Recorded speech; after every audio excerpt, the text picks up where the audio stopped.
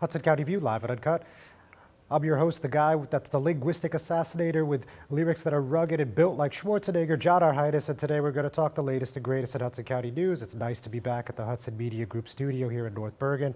So obviously the story that has turned the New Jersey political world on its head is this, I don't even know what to call it, I'm going to say ridiculous hitman for hire plot. A political operative, many of you know, Sean Cattle.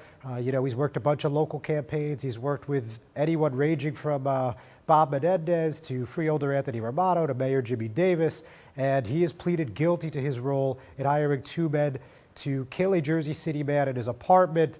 And this was all the way back in 2014. And it had been investigated by the Hudson County Prosecutor's Office and Jersey City Police. And that was a guy who ran for council in 2005 and is actually a son of a state senator. So there's a lot of local context here. So we're going to tell you all about this. I mean, some people are telling me this is the biggest story in 5-10 years as far as Hudson County politics goes. So certainly a lot to talk about there. We're also going to talk about the $241 million Hoboken school referendum.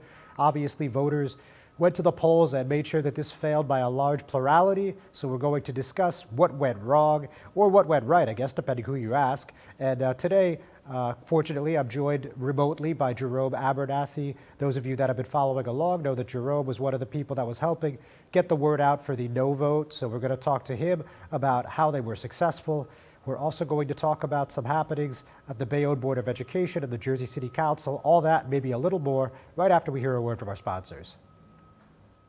Good Friend Self-Storage in North Bergen, New Jersey is a fully climate-controlled facility equipped with state-of-the-art security, packing supplies, a Refer a Friend program, and multiple loading docks convenient for commercial use. Located just off of Route 3 at 4301 Tunnelly Avenue, Route 1 and 9. Call 201-867-2444 or visit us on the web today. Good Friend Self-Storage. Let us be your good friend. Burns Brothers Memorials, Monuments, and Markers, 787 Tunnelly Avenue, Jersey City. Hudson County's only monument maker, serving all faiths and cemeteries. Design, studio, and large inventory on site. Cemetery inscriptions and custom orders welcome. Burns Brothers Memorials, Monuments, and Markers, 787 Tunnelly Avenue, just south of Secaucus Road. Craftsmanship that will last for all eternity. Burns Brothers, Jersey City, Albert H. Hopper, North Arlington. Visit us on the net. Hudson County View, live and uncut, John Heinis. And as I mentioned a few moments ago, today I'm joined remotely by Hoboken resident Jerome Abernathy, who helped lead the no vote with this school referendum on Tuesday. So Jerome, thanks for joining me today. Oh, thanks for having me. So No am I problem. purple on your screen or just on mine?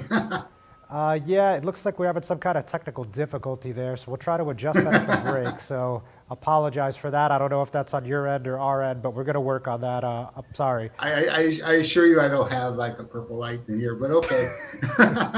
Yeah, obviously a little inopportune, but again, we'll take a look at that in between. So sorry about that again, but so what do you think about the result on Tuesday? It's obviously a 2-to-1 plurality or so, not a particularly close vote, obviously. Did that surprise you at all? It was our goal. We felt that when we started this, that our goal was obviously that we disagreed with the Board of Ed's proposal for a variety of reasons, and so we set out to defeat it. And in our dream scenario, we would go down by about 2-to-1, and with about 20% turnout. As you know, with these special referendums in New Jersey, typically they are scheduled such that the turnouts are sub 10%. So the goal here was to bring it up. All right. Well, yeah. I mean, obviously, you guys came pretty close to the 2-to-1, pretty much right on the edge there. And of course, the turnout was about 19% right now. So it looks like you accomplished both those goals. So what would you like to see moving forward? Obviously, it's one calendar year before the Board of Ed could do a new proposal. How would you like to see this go? I mean, what would you like to see as part of the plan? What do you think appropriate costs would be? All that and any other related things to this project. Well, I mean, they're going to have to substantially revise their plan. Any slight modifications of what they have now probably won't be acceptable to the community either. I mean, because what they've done is they have this this building that whose design and construction costs were driven by their desire to have a rooftop football stadium and field. And it's really not necessary. Now, what we do recognize that, look, they spent a couple of years on this. They I don't know how many hours they've spent on it. They spent a lot of money on it. That having been said, their tragic mistake was not involving the community during their design phase. Had they included the community, they would realize that this sort of facility at this cost is outsized for our community. It's outsized for the needs of the school system, frankly, and it according to our community, it's misplaced priorities. Our community believes in education. We want to see our kids well educated in good appropriate facilities, but not one where the costs are hundreds of millions of dollars being spent essentially because they're so wed to these elaborate sports facilities. So there seems to be this belief from at least some people that voted yes, that the merits of the project were just outweighed by a very expensive PR campaign. And I guess part of this stems from the fact that their ELEC filings had them raising about $8,500, and people affiliated with a no group had filed at the time. I don't believe that there were any new filings as of today. I checked this morning. So what do you think of that sentiment, and about how much do you think was raised and spent on the no side? Well, that's the whole thing. We are not a single group. We're a loose coalition of various individuals, some groups. And so, for example, everyone was spending out of pocket on their particular part of the project. I mean, so I probably spent a bit over $4,000 on my part that was advertising. Other people the guy that was leading the charge with social media, he probably spent, somewhere less than $1,000, but in boosting and the such and setting up the website. Another person who was involved with raising up the canvassing team and recruiting canvassers. I mean, he spent money like on clipboards and printing stuff and all that. Then yet another person was spending money on data. So everyone's doing stuff out of pocket, because the thing about the referendum, and part of the issue was that it was scheduled in such a way that it was very difficult to raise up opposition. So, we found out about it December 10th. Then everyone does their homework and figures out, hey, we don't like this for a variety of reasons, right? And so then you have to find each other and you have to decide, let's organize and object to it. And so that takes time. I mean, I was on vacation and I was in Costa Rica. I was in a hotel room. I had no cell phone signal. Thank goodness for a Wi-Fi. But we were in there trying to plan, okay, what are we going to do? What are we going to do to hit the ground in the first week of January? That's how compressed the time frame was. So the idea that anyone was going to set up a corporation, get an EIN number, open up bank accounts, file with the thing, raise money, then pay out of that, it wasn't happening. So it's like, who's in on this? Can you afford to spend on your part of it? Now we are figuring out who spent what and what all that means, and we're going to come together with that. But there was no single group involved with that. That's the interesting thing. It was literally a collection of individuals with particular skills. Thanks, Jerome. Don't go anywhere. We're going to take another break. We'll be right back. Consumer Carpets, 3408 Kennedy Boulevard in the Jersey City Heights, your one-stop store for residential and commercial floor treatments, carpeting, linoleum, tiles, laminates, hardwood floors, area rugs, remnants, all major brands, all in stock. Free estimates, same-day installation. Consumer Carpets, it's savings, selection, installation. Credit cards and debit cards accepted. Financing available. Consumer Carpets, price to fit your budget, installation to fit your schedule. On the net at consumercarpets.com. Consumer Carpets, Jersey City, 201-792-2712.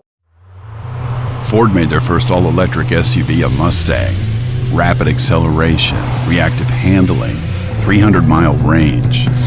You control how it feels and how it sounds. It knows you. It dials into your preferred settings. It has an array of driver assist technology. Cameras and sensors enhance your awareness and provide you with additional control. But it's more than cutting-edge technology. It's the spirit of it. It's a Mustang.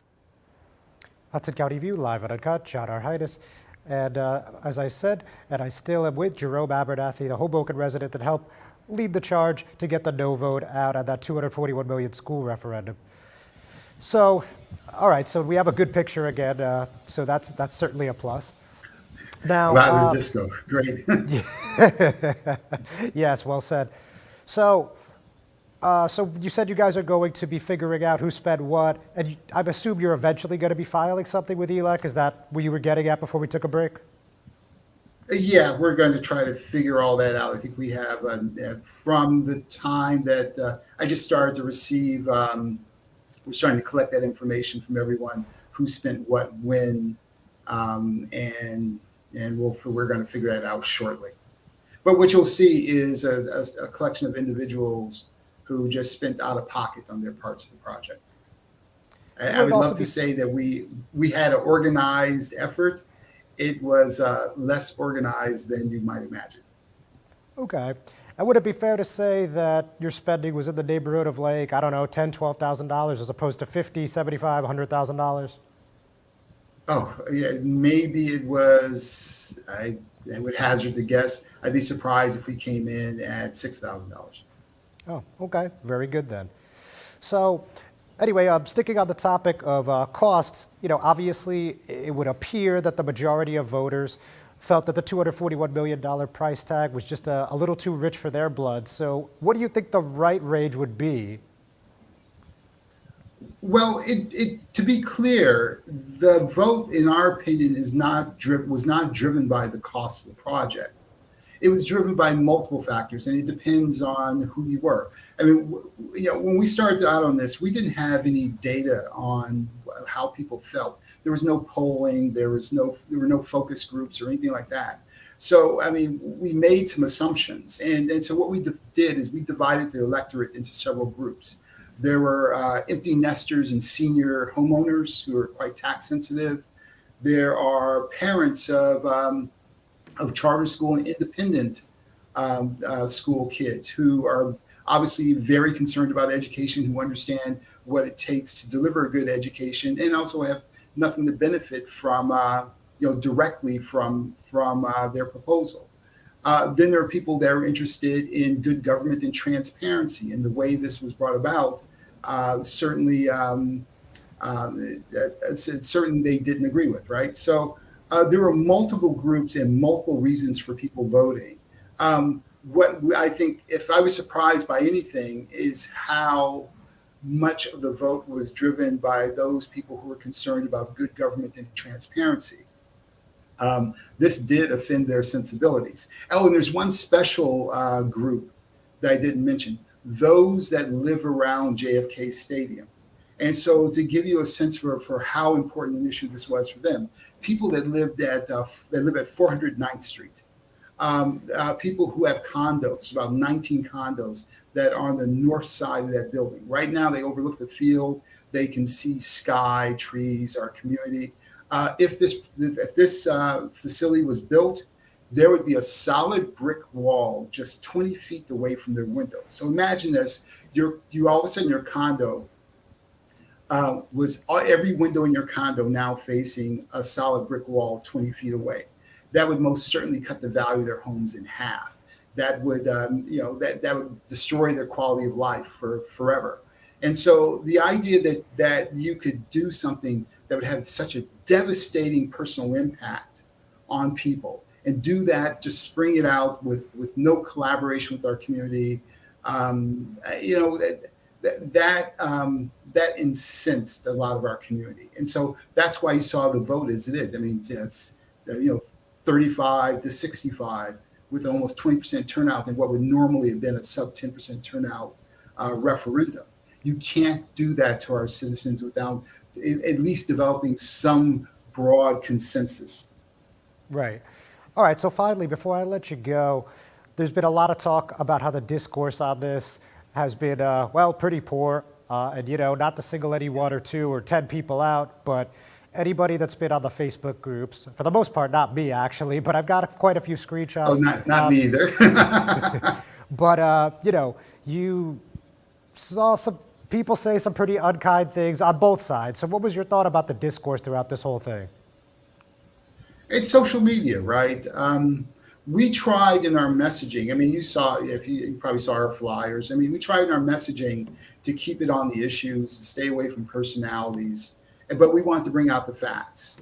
Unfortunately, we live in the era of social media where people are not as polite and as considerate of each other as they should be.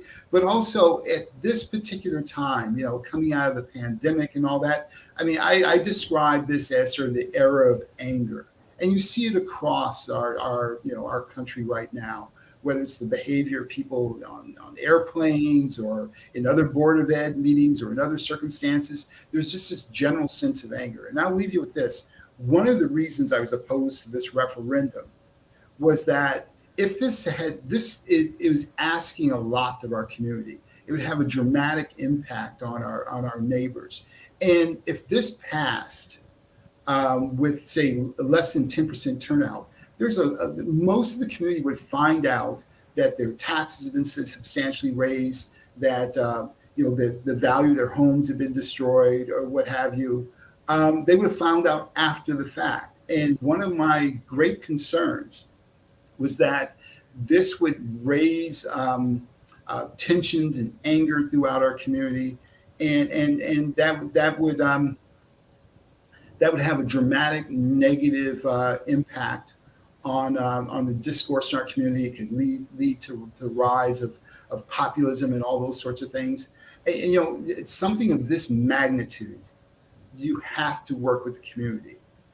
You can't just say, here it is, vote for this. It's the largest tax increase ever. It's the most expensive project ever. Do it. If you don't do it, you don't love children. I mean, so by doing it this way, by making a binary choice like that, it naturally will lead to acrimony and coarse and coarse discourse. So it's unfortunate that it happened this way. And certainly we did what we could to tamp it down and keep it on the issues and the facts. But even if you kept it on the issues and facts, if someone isn't getting what they want for their child, they're going to be angry. That's if right. someone is concerned that the value of their home is going to be cut in half, they'll be looking at a brick wall, they're going to be angry. And so True. the process. I'm going to stop you there, Jerome. Thank you very really much. volatile. Much appreciated. Ladies and gentlemen, we'll be right back.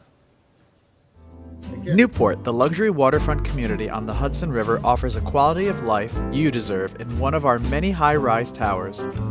With amenities such as the on-site Newport Path, light rail, Newport Town Square, 3 playgrounds, dog run, upscale restaurants, retail giants like Kohl's, JCPenney, Macy's, and Target.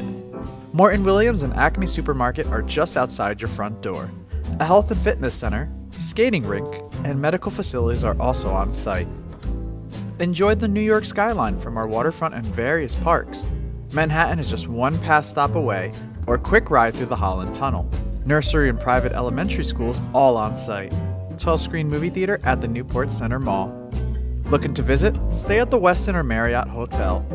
For more information, visit us at newportnj.com. Make lasting memories to cherish forever. It's incredible. It's you, Newport. Live like you want. Hudson County View, live and uncut. John R. Heinis. So let's go with this Hitman for Hire scheme. So this is coming out of the U.S. Attorney's Office of New Jersey. And, I think most of you know the story already, but I'll take it from the top.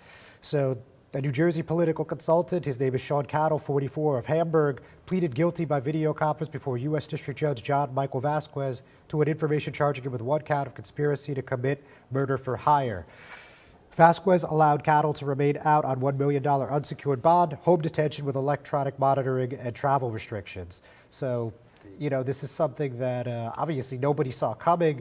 This is a guy that many people have seen around Jersey City campaigns for a couple decades now. So you can imagine the shock and awe when this came out late Tuesday. So let's go to the U.S. Attorney Philip Selinger. He said this was a callous and violent crime, and this defendant is as responsible as the two men who wielded the knife.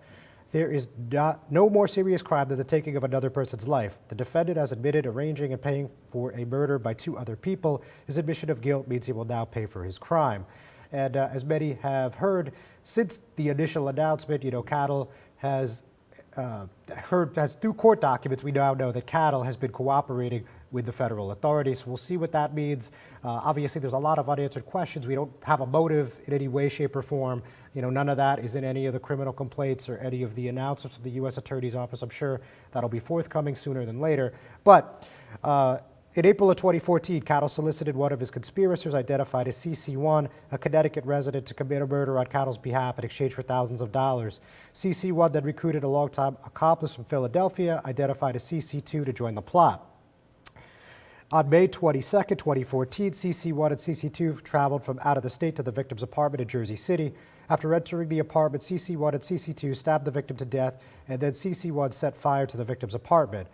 After Cattle learned the following day that the victim had been murdered, he met CC1 in the parking lot of a diner in Elizabeth, and he paid thousands of dollars in exchange for the murder.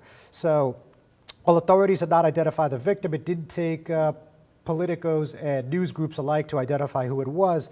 Multiple sources confirmed it was Michael Gaudieri, 52, of Jersey City, who was found stabbed to death with his apartment set on fire on May 22, 2014.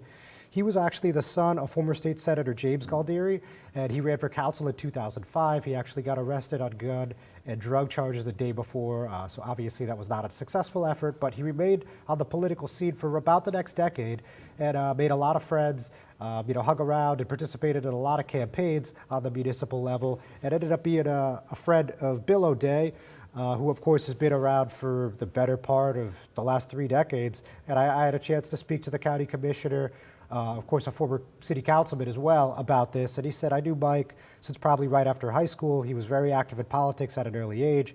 His dad had been a state senator and he loved the game of politics. He enjoyed working on campaigns and staying up late in the diner talking about campaigns. He was a good guy. At the time, everyone thought that Mike was killed due to a dispute over drugs or money. This brings it to a whole new level. Obviously, Mike worked on elections for Cattle.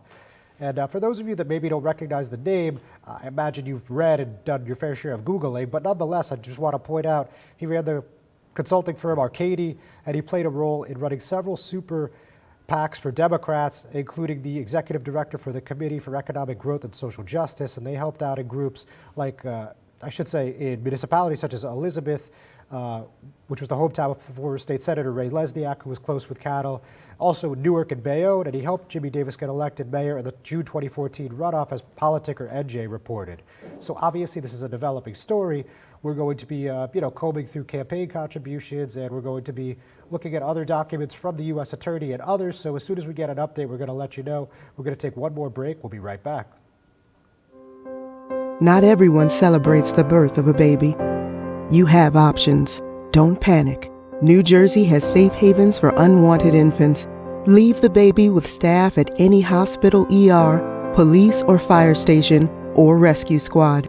Call the number on your screen for safe haven locations or go to www.njsafehaven.org. No shame, no blame, no names. Safe Haven. Panapinto Properties, Jersey City, shaping the workplace with state-of-the-art office spaces and addresses your company desires. Building residences that define your home environment, adjacent to all modes of transportation with on-site parking available. The right address, the right lease. Call 201-521-9000 or visit online at panapintodevelopment.com. Panapinto Properties, building Jersey City for everyone. Hudson County View live at Uncut. John R. Heinis. So let's go to the Peninsula City for a moment. Let's talk a little bit about what happened at the Board of Education meeting on Tuesday.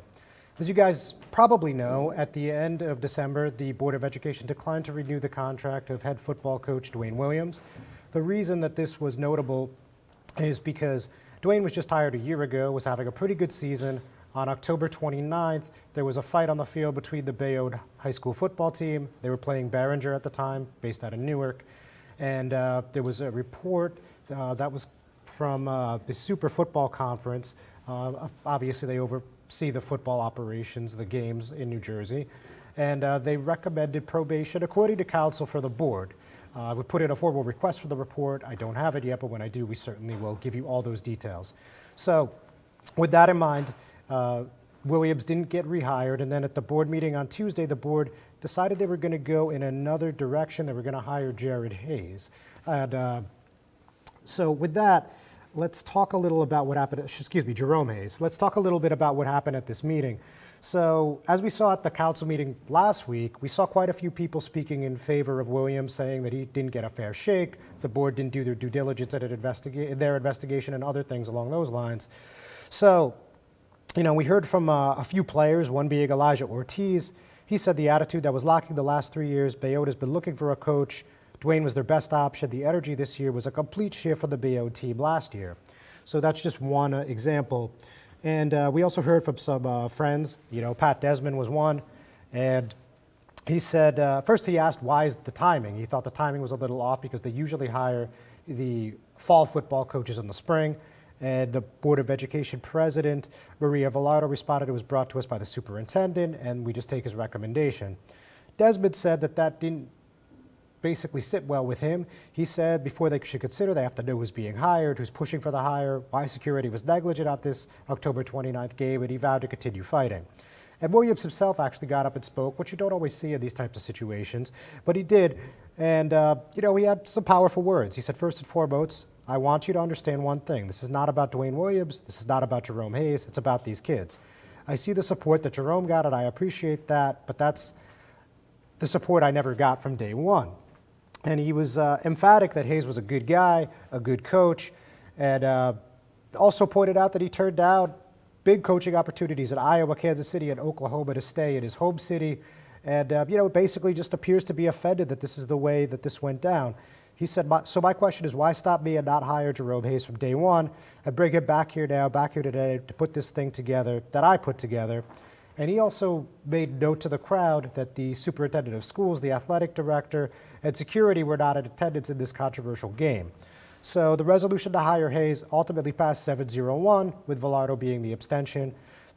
And interestingly, in the final 5 minutes of the meeting, we saw a new trustee named. That was Hector Gonzalez. And, you know, just a couple minutes, maybe 3-4 tops. And it was a unanimous vote, 8-0. He replaces trustee David Doc Watson. He was actually the first African-American elected official in Peninsula City history. He ended up stepping down because he was going to be moving out of the city borders.